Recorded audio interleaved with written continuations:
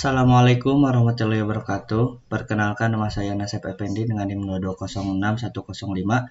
Dalam kesempatan kali ini saya akan menjelaskan tentang cara kerja mesin otomata pada setiap tata bahasa Chomsky. Namun sebelumnya kita akan terlebih dahulu jelaskan apa itu mesin otomata pada tata bahasa Chomsky.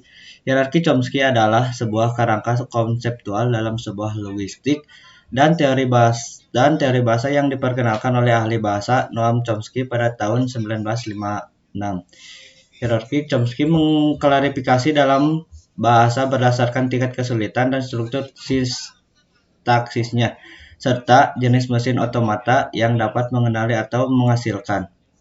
Mesin otomata adalah model konseptasi teoritis yang digunakan dalam ilmu komputer dan teori bahasa. Setiap tata bahasa dalam hierarki Chomsky memiliki jenis-jenis mesin otomata yang sesuai. Nah, sekarang masuk ke jenis-jenis otomata dan cara kerja mesin otomata. Yang pertama ada tipe 0 atau Instructed Grammar yang menggunakan mesin otomata mesin Turing. Mesin Turing adalah salah satu konsep paling fundamental dalam ilmu komputer dan teori komputasi. Mesin Turing adalah model komputasi teoritis komputer yang pertama kali dikemukakan oleh Alan Turing pada tahun 1936. Mesin Turing adalah konsep yang sangat penting dalam memahami apa yang bisa dan tidak bisa dihitung oleh komputer. Berikut cara kerjanya adalah mesin Turing adalah model komputasi yang paling kuat dalam hierarki Chomsky.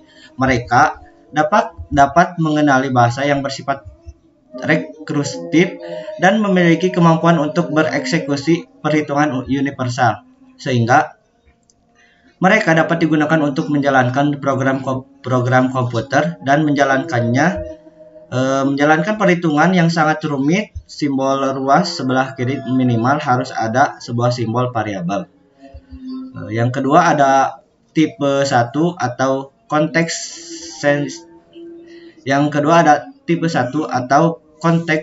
sensitive grammar. Yang menggunakan mesin otomata ini adalah mesin otomatanya adalah linear bounded automata. Mesin otomata terbatas linear ini adalah salah satu mesin otomata tipe 1 dalam klarifikasi Chomsky, yang juga dikenal sebagai konteks sensitive grammar. Cara kerjanya yaitu mesin ini memiliki varian dari mesin Turing yang memiliki peta kerja yang terbatas sehingga hanya dapat memproses bahasa yang bersifat konteks sensitif, namun mereka digunakan dalam analisis sintaksis dalam pemrosesan bahasa alami dan kompilasi. Yang ketiga ada tipe 2 atau context free grammar. Mesin otomatanya adalah push down automata atau mesin otomata dorong. Ini adalah model matematis yang kuat dalam hal kemampuan mengenali bahasa yang lebih kompleks.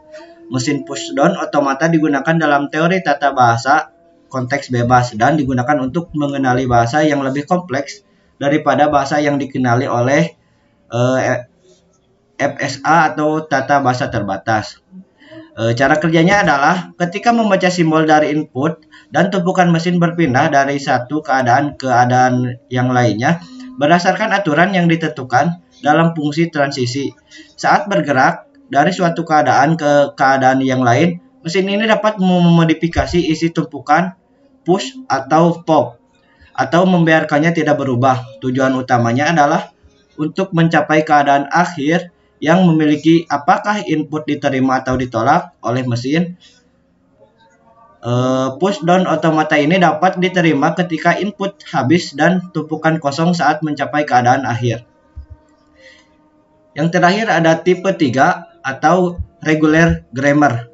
Mesin otomatanya adalah finite state automata atau mesin otomata berhingga. Adalah model matematis yang digunakan untuk mengenali, memvalidasi, atau memproses urutan simbol, atau biasanya karakter atau token.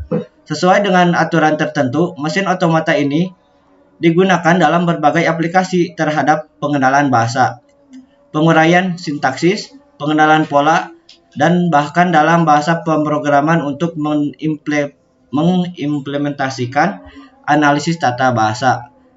Berikut adalah cara kerja mesin Finite State Automata. Mesin ini mengenali bahasa yang dapat dijelaskan dengan ekspresi reguler. Mereka memiliki keadaan terbatas, mengubah keadaan berdasarkan input, dan dapat digunakan untuk mengenali pola-pola sederhana dalam teks seperti pola, kata kunci, atau pemrosesan token. Mungkin sekian dari penjelasan uraian saya. Mohon maaf bila ada kesalahan. Wabillahi taufiq wal hidayah. Wassalamualaikum warahmatullahi wabarakatuh.